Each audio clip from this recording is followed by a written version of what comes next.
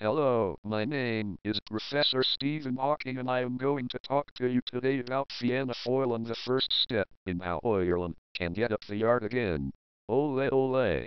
Fianna Fail is a political party based in Ireland who have been in power for nearly 14 years and for the majority of most of the population's lives. Formed in 1926, they were supposed to be the Republican Party whose aim was to reunify Ireland but have since descended into self-serving Gambinoism. This Gambinoism came to the forefront with the ascendancy of Charles Haughey, who became Taoiseach or Prime Minister in 1979, but there were always questions surrounding his high-rolling lifestyle and penchant for sitting on horses, owning bloodstock, helicopters, yachts and a big gaff on the Nordsoiden and Island FFS. Haughey received brown envelopes of cash from people like Ben Dunn, a fat shopkeeper who now runs a fitness chain, and allied Irish banks, who wrote off a 1 million overdraft for him. On top of this, Haughey embezzled large amounts of money from Fianna Fail to help pay for his new shirts imported from France, because he sweated too much. It is alleged that he embezzled money raised to help his Tánaiste Tower deputy Taoiseach, who required a liver transplant because of too much rubber chicken. Haughey took money for passports, planning decisions, and the dogs on the street knew about it, but a recurring theme in Irish politics is the blind faith and ignorance that voters in Ireland are genetically predisposed to vote in inverse proportion to the integrity of the candidates.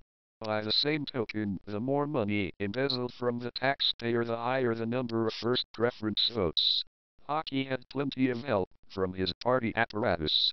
In 1991 he appointed this man, Bertie Ahern, as his Minister for Finance.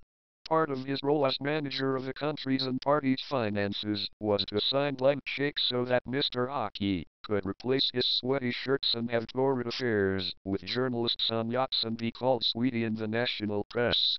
To this day the Haughey family continue to profit from this man's corruption. Ahern did not become Taoiseach immediately after Haughey the corrupt, however. When Haughey was replaced, it was by Albert Reynolds, a seller of dog food who also had an unhealthy appetite for his own product and country music and surfaced women. Irish country music is known as Coil Tyranishite. In these wilderness years before Ahern became Taoiseach, Fianna Fail continued to make merry with an entire planning and construction industry being funded by developers and the aid of this man, Frank Dunlop. The best example of how Irish building worked was that a developer would pay Dunlop and tell the little fellow how they wanted councillors and TDS to vote on rezoning issues. Dunlop would take his cut to pay for platform shoes and pass on the rest in the brown envelope to people like these, Liam Lawler, Stroke Fahey and many more, and tell them how to vote, allowing the developers to be in like Flynn and be the hokey. Speaking of Flynn, don't get me started on Beverly Cooper Flynn and Pádraig Flynn. This pair take the biscuit. At least one of these is in jail. Every year the developers and the Fianna Fail party would meet to drink points and laugh at the little people.